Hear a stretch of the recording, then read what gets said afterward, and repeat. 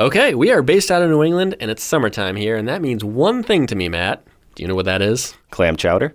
Well, yes, and lobster rolls. But also project cars. Today's show, we're going to talk about some summer project cars, looking for one, buying one, fixing one up on your lawn or driveway, and I'll give you an update on my personal project car, my Pontiac Lemans. And yes, Matt, it is running now. All right. Yeah. And later we'll discuss the pros and cons of buying a used car that sometimes needs some maintenance versus buying a new car and driving it right off the lot. And we got beer. Engine Noise Podcast is brought to you by oneaauto.com. Save up to 50% every day, plus free shipping. So Matt, whatever happened to that headlight that you ordered from 1A Auto? It was delivered right to my doorstep. Went to the 1A website, found the install video, and you were right. It was a couple of screws and bam. It was so easy that I ordered the other one, so now they both look crystal clear. That's a problem that you don't realize you have. When you order one headlight, it looks ridiculous with one new headlight and one old one. Well, I knew you could do it. I'm proud of you. Thanks. oneauto.com. Quality car parts that ship quickly and come with thousands of free online videos that walk you through your installs. Nailed it.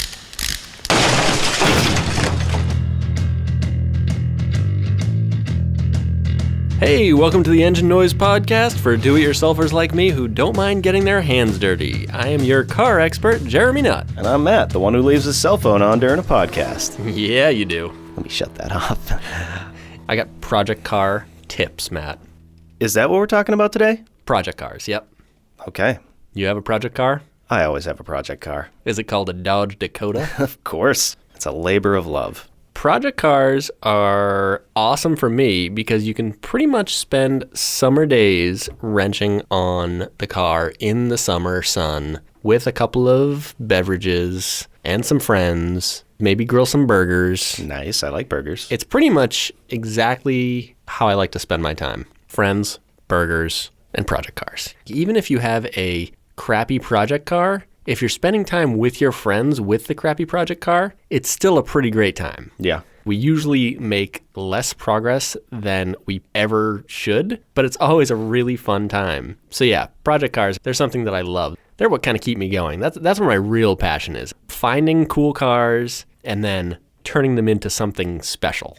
Much like the selling and buying tips I had in a previous podcast, I have learned a lot of things about project cars over the years as well. I'm just going to rattle them off. Let's get into it. See if we can learn something here. One thing, when you're buying a project car, you want to buy a car that you're actually passionate about. You don't want to just jump at the first thing that's cheap on Craigslist. Right. Because if you end up with a project car that you're going to potentially sink a whole bunch of time and money into, you want to end up with something in the end that you're going to actually like. Makes sense. There have been many friends of mine that have jumped at something cheap on Craigslist, and then they get into it, and 6 months in, they're like, why the heck am I working on this car? Because it was cheap. Yeah, it's a good deal. Then you're doing it, and it's just like working. Yeah, exactly. It's working to do it because you know how to do it. Right. You got to be passionate about the car that you're going to turn into a project car. If you're going to spend time and money on it, you want to like the stupid car when it's done. Along with that, this is the best tip I could possibly give you. So I hope if you skip everything else, this is the one you want. You want to be driving the car that is your project car. Let's say you buy a car that's a wreck like my Le Mans. The first thing you want to do is get it to a drivable state so you can start driving it.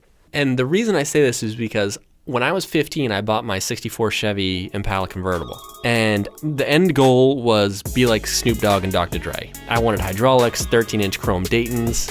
I wanted to hit switches down the boulevard. Dope. I wanted to just be in a rap video. To do that, I needed to have this perfect lowrider. And I was determined to have candy green paint, gold speckles, chrome everything. The whole nine. Everything. And I got lost in this vision. I needed the car to be perfect. Now it's 21 years later, literally, and I've probably put 1,000 miles on the car. I still have it, which is great because I still love the car. But I've driven it 1,000 miles, and I've gotten like almost no joy out of driving it because I've driven it so little. Because I'm in this eternal, I don't even know what you call it, but Fantasyland? Fantasyland, yeah. I'm always striving for perfection with this car. I'm always striving for a music video from 1992. Exactly. I wanna be in a Snoop Dogg video. But the thing is, it's never going to be that. With the Le Mans, I'm slowly coming to the realization that it's much better to get a terrible, crappy car and drive the heck out of it while you work on it. So the Le Mans I bought in September, and it's almost to the point where I can drive it legally. Mm-hmm. Where my Impala took me 18 or 20 years or something insane to get to that point. So I think that the Le Mans is actually going to be a more fun project car than my Impala ever was because of this, which is crazy to think about since I've had this car for more than half my life, the Impala. So Well, you're still learning, Jeremy. I am. That's a lesson you've learned. I'm still a youth. A ute. A ute. Which brings us to another Marissa Tomei reference, maybe? Yeah. We're going to get her on the show. I hope so. Yeah. I'd be so nervous. Me too, but we're doing it. It's happening. So yeah, get the car to a point where you can actually drive it, because once you can drive it, it becomes so much more fun. Even if it looks like a wreck, you can take it to shows, you can take it for ice cream, you can do burnouts in it, you can take it to the racetrack, you can go drifting in it, you can go autocrossing in it. There's like a million things that you can do with it. Even if it looks like crap, doesn't have an interior, doesn't have any gauges, you can still drive it and have fun. And that is the key. You could technically still make a music video. It might not be the prettiest thing, but exactly. You can do a lot with video software, you know? That's true. I could be... make that thing shine. Like a 1992 rap video. Do you want to make it rain and have Missy Elliott jump out of the back of the truck? I can't stand the rain. That's right. Is that what it's called? Yeah, she was in a big, the bubble construction bag. Me, I'm super fly, super duper fly. Yeah. Yeah. But I would make it rain $100 bills with my 64 Impala. It'd be like 7 ones. This is what I have left from putting all the money into this car. That's my life, Matt. It'll be terrific. Okay. Once you're past the point of making a rap video, another great tip is to have a AAA membership, Matt. Oh. You don't realize you need a AAA membership when you have a project car, but you do. You want to have a backup plan for when it breaks down, because it will. Yeah. Any project car is probably not the most reliable vehicle in the fleet. And what's funny is I finally got to a point where I have like decent daily drivers that don't break down. And I got rid of my AAA membership because I was like, look at me. I'm living the life with a reliable car. It's only a couple years old. Uh-huh. And then I needed AAA the other day. Of course. Yeah, brake line broke. Wah, wah. Yep. Get a AAA membership because you get your towing cheap. And you're going to use a tow truck often. This is part of owning a project car. When you are working on a project car, you want to have fresh wiring in it and fuses, because old wiring and fuses are fire hazards. Okay. And if you've ever seen a car burn, Matt, it's... I have seen a car burn. Yeah, I have too. Really impressive. It is. It's awesome. It's one of the more cool things that you can watch. Yeah, it's very cool, very scary. Yep. Very impressive. Yeah, all those things. You don't want that to be your project car. Yeah, no. You can get like a universal hot rod wiring kit for a car that has like 16 circuits. You'll just have to trust me on this one. Okay. You can get them pretty cheap. It's a worthwhile upgrade to basically rip all the wiring out of the car and start fresh, especially if you're building like an old hot rod. We'll say like 1980s something or other and older is pretty easy to do before fuel injection. But even if you do have fuel injection, it's not a big deal. You just hooking up power and ground, and it's not rocket science. But yeah, rewire the car. It's worth it. New fuses, new wiring. Make sure your heat and defrost work. That's another thing that you don't realize how important it is until it starts raining, and then suddenly you can't see out your windshield, and it's the scariest thing on earth if you don't have a working HVAC system. Make sure the car is sealed from the weather, so when you do start driving it, you don't want rain coming in the windshield and the side windows and the rear glass. Your floors start getting wet and you're like, where's the water coming from? Is that my heater core pouring antifreeze out? Or is it water from the rear window leak? Could have been popping bottles. Could have been just music video. popping champagne like a rap video. Yeah, who knows? Who knows? Cristal. Is that what they say in the video? I don't know. Yeah, sure. Yeah, you could buy parts used is actually a great tip as well. One of my favorite things to do is buying original style parts at yard sales, flea markets, junkyards, Craigslist. Funny little story off of that. I'm ready, Matt. So my father is a total car guy, which we've established that I'm not exactly. He sounds cool, Matt. Yeah, he sounds a lot cooler than me, doesn't he, Jeremy? Aww. So he has a 36 Plymouth Coupe right now as a project car. Awesome. It was a frame, basically, and he got a bunch of parts with it. He specifically asked me, because he knows I like to go to yard sales and flea markets, just not for car parts, but for other things. And he asked me very specifically to find him a brake master cylinder. Mm-hmm. And I was like, okay, what does that look like? So he showed me. I took a picture of it, And I had it in my phone, and I was going about my business at the yard sales and flea markets and whatnot. And I come to this place, sells a bunch of used stuff. I'm walking around, and I go back by the tools. There are no car parts there whatsoever, except for One master cylinder? a brake master cylinder. It still had caps on the inlets and stuff. Oh my I looked at the goodness. pictures. I'm like, I think I know this thing. I brought it up to the front. What do you want for this piece of metal that now I know is a master cylinder? Exactly. And he goes, $2. Yep. Okay, $2. Places like that, yard sales, flea markets, and people like either don't know what it is or they just don't care and they want it out of their possession. Right. That is when you get the smoking deals like $2 master cylinders. Yeah. Obviously, there's certain parts that you want to buy new. Any sort of safety things you always want to buy new. Brake parts. One Eye Auto is a sponsor of ours. I love going to them for all of my safety equipment and things that I know I want to buy new because I want to make sure it works properly. For all the stuff that doesn't matter so much, we'll say interior trim, some underhood items, things like that, maybe even like wheels. And then on the opposite side of things, ball joints, brakes, bushings, you want to buy all that stuff new because that's not something you want to risk, especially if you're going to have family in the car. You don't want to drive around with sketchy ball joints. You'll want to get that stuff from our friends at oneauto.com for sure. Okay, last one on the list is don't worry about what other people think. That is sort of like an obvious thing, but it takes a while to actually get over that. My friends still harass me about the fact that I should drive my car to the junior prom when I'm now 36 years old because the car, it basically hasn't driven in 20 years. It's a constant project. What you have to do is let that kind of roll off because your car is never going to be perfect to everybody. No matter how perfect I make it, there's going to be people out there that think it's a total load of crap. In fact, not too long ago, on my first drive of my 64 Impala, my wife takes a picture of it, and I was the proudest guy on earth. I've never been so, content in my Look what life. I have done. Yeah, I drove the car for the first time. It had an inspection sticker. It was totally legal. Everything was great. So my wife takes a picture of it. She posts it on Facebook, and I don't know if the person's going to ever listen to this podcast or not, but the person said, "Oh, that's a cool car. Is Jeremy going to restore it?" Oh, no. And I was just like, oh my goodness. You I don't have literally understand what I have been through with I've this literally vehicle. spent 20 years cutting and welding, and it's finally drivable, and this person is like, oh, is it going to be restored? Yeah, I realize the whole thing's in primer, but you know what? It's not a total load of crap like it looks like. So it was just heartbreaking to me. That's going to come with any car you have. No matter what you do to it, you should make it for you and not for the people around you. My Lemans, it looks like a complete wreck. I've only had it for a few months, and people have told me that it belongs in a demolition derby. That's still cool. Yeah, well, yeah. Essentially, you should take it to the junkyard.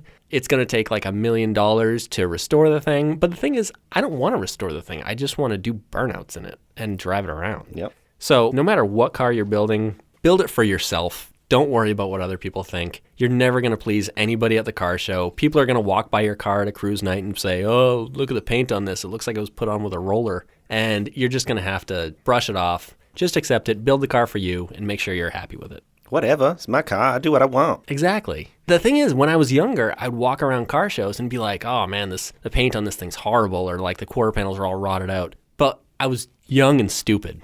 Basically, I didn't realize that somebody had probably spent 20 years building their car and they finally got it to the show for the first time. And I'm sitting there like looking at it as if it has no business being at the car show, when in reality, they might have spent 20 years working on it just like I have. Right. And it could be something that they have put every cent that they have made and like And every it's about the adventure. Exactly. It's about the adventure and getting there. And along with that, I mean, you shouldn't put down other people's projects because you never know what has gone on behind them.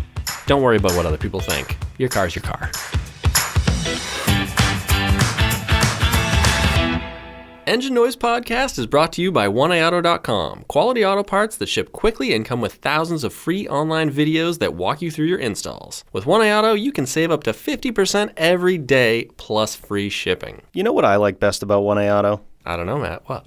It's easy. No hassles, no going to the store. I can do all the legwork right from my couch. I go to oneauto.com, look up the part I need for my sweet 99 Dakota, order it, it ships right to my door for free, and if I need a 1A Auto install video? Yeah, you're going to need that, Matt. Well, I was thinking if I'm too busy to do the install, you could probably do it for me. I'm not going to touch the Dakota. That hurts, Jeremy. Well, it cuts deep. I know. I'll just watch my video and do it myself. Yeah, you can do it, Matt. With a video, I know you can do it. Of course I can, Jeremy. I installed a headlight on my 99 Dakota. I'm king. 1AAuto.com. Quality car parts, even for a 99 Dakota. You wish you had one. I do not.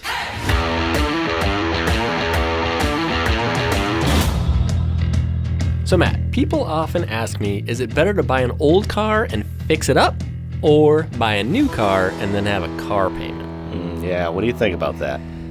I have really mixed opinions on this. Yeah.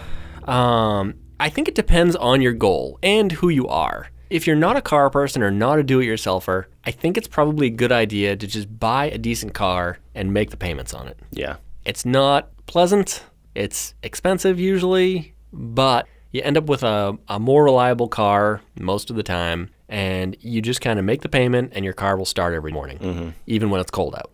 If you have an old car, you end up tinkering with it, which will probably end up saving you money long term. So if you don't mind tinkering with a car, having a little bit of a project, I would say that can be kind of fun. Or if you have two cars, one of them is a project car, the other one is maybe a sort of reliable daily driver that might break once in a while, then you can have a backup plan. You drive your project car when your daily driver is down and out. Right. Because at some point, your daily driver is going to need a water pump. So then you got to hop in your 72 Lemans. The thing leaks like crazy, but I'm going to drive it for a couple days. Right. The only time it's not fun is when it happens at the worst time. Exactly. Ever. So I have a Chevy Avalanche, and it has 270,000 miles on it. That is impressive. Yeah. I did not put most of those on it. I bought it like that. I was hoping to go get an inspection sticker on my Avalanche. I started backing it out of the driveway, and I noticed that there's liquid following me. That's always good. Water pumps, when they go bad, they drip. Right. This one was a pour, like a violent pour. So my water pump just spit out every little bit of antifreeze that was left in the engine. And that is what you don't want to deal with. If that is your only vehicle, you don't want to deal with that. Yeah, no. But I mean, if you have a vehicle with 270,000 miles on it, that's what you're going to get. So you need to have a backup plan. If you're a do-it-yourselfer, yeah, sure. Have a car that's sort of a project, a little older, fix it yourself, save some money. If you're not a do-it-yourselfer, you may be better off just making the payments. Well, Jeremy, I have a game for you. All right. Engine noises. I don't know if I can do this. Oh, you're going to do it. Well, yeah. You might just be wrong. I'm going to fail hard probably, but we'll see. See how it goes. Okay. So, what is this engine?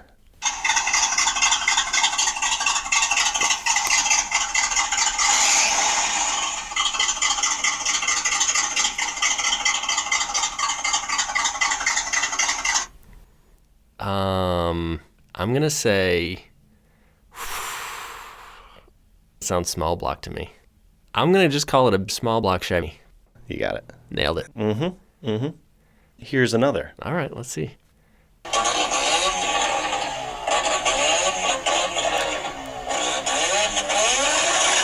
Oh, that's my favorite Wankel. That's a 13B. Wow. Yeah. 13B. Yeah. Very specific. That's Wankel power. I mean, it could be the 12A, I suppose, but more than likely it's the 13B because the majority of Wankels out there are 13Bs that people do anything with. Wow. It was that second part that really... I know. As soon as you hear it, it has a very distinctive sound. As soon as I heard it, it sounded like a chainsaw to me. Well, yeah. I mean, chainsaws are a very similar sound to a Wankel, I guess. But they ain't got Doritos in them. No, they're missing the Dorito. Okay, well, here's the last one. Oh, boy.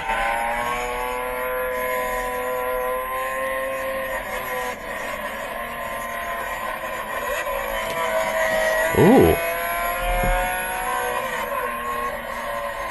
Sounds awesome. I don't know, some kind of race car. He's downshifting like a madman, which sounds awesome. Let's take a guess. What kind of race car? Oh, boy. I feel like it's not small enough to be like an F1 car. It doesn't sound like tinny enough, like small engine. It's more like, sounds like something that is being rev matched as they downshift.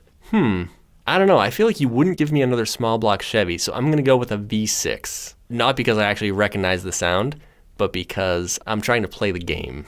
I don't think it's a V6. What is it? It's a Lamborghini. Oh, Lamborghini. Yeah. Yeah, that's a cool one. Yeah. Let's hear that one more time. Yeah, I think we should. Oh, that does sound cool. I like it. You should get one of those. Yeah. Put one in the Dakota? I was going to say I'm good with my 99 Dakota. Lamborghini engine in a Dakota, Matt. You know how they say it'll blow the doors off of your car? Yeah. It'll blow the doors off of the 99 Dakota. Yeah. Literally, the doors will fall off. And probably everything else. Yeah. Thanks for listening to Engine Noise, a podcast brought to you by 1A Auto, quality car parts that ship free and have thousands of how-to videos to walk you through your installs. And thank you to our producer, Jamie Prohaska, and our editor, Patty Ford. That was good. Yeah, now I'm going to nail this part. Yep. We should have a rhyme. We should write a rap. Yeah, we should rap it out. Oh, man. Yeah. Did you know that Matt is a rapper? I am not a rapper. He is a rapper. I am not. No, he really is. I am not a rapper. He's writing a rap next week. We'll have another great episode of Engine Noise available in 2 weeks. Be sure to subscribe so that you'll be notified when our next episode drops. Subscribe by hitting that very largely big, huge, enormous subscribe button. And remember to like, follow, and share our show on Facebook, Instagram, and Twitter. We'll be posting pictures of our project cars and show us your project cars. That's a good idea. Yeah. I'd like to see them. Yeah, I just came up with that idea, actually. I really enjoy looking at other people's project cars. There's actually a lot of good YouTube channels for that. Oh, yeah? There's a lot of people building ratty muscle cars like mine. Between YouTube and all the different forums and Facebook and Twitter and Instagram, there's like endless amounts of awesome project car stuff to follow. There's a lot of proj cars on the social meds. That's what they say, Yep, Matt. That's what I always say. That's what all the kids are saying these days. That's right, social meds. Social meds. Make sure to share yours, and you can check out ours as well. You can check out my Le Mans. You can see my Honda Hawk motorcycle that I traded for the Le Mans. And I'm sure I'll be posting some more updates in the future as the Le Mans progresses, and maybe even some old projects. While you're out there looking at Jeremy's awesome projects, you can check out my awesome unintentional project, my Dodge Dakota. It is a project. It'll be all over our social media. It'll be wonderful. And if you're lucky, you might see my two-tone truck next to my three-toned house, as I'm in the middle of a project right now. Thanks again for listening. Have a fun and safe 4th. Be careful, be safe, have a good time with your family and friends, and until next time, continue to DIY. Do it yourself. Get greasy. Hit those switches. Make it rain. Get in a music video. Call up Snoop Dogg, see if he wants to be in your music video featuring your Chevy Impala. Get a project car. Tell that guy on Facebook that made that comment to jam on it. Jam on it. Jam on it.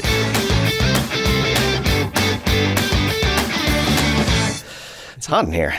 Sure is. You know what I'm excited for, Jeremy? What? Super warm beer. Delicious hot beer. So it was very nice of our producer to bring in beers for us in honor of our 3rd show. However, she brought a soup can opener because she does not drink. Yep. This is a bottle opener. This is 1950s soup can opener. You do not use this for anything. It's great for soup, Matt. It is great for soup, and I would love some soup. I love soup. Yeah. I love beer. I like some soups. I really like tomato soup when you dip grilled cheeses in it. Yeah. You know what I've been getting into is instead of the tomato soup, you do ragu pasta sauce. Really? With the grilled cheese. Oh. So you just heat up the pasta sauce, dip it in. Wow. Yeah. That's That's pretty something. awesome. Yeah. Cheers. Cheers.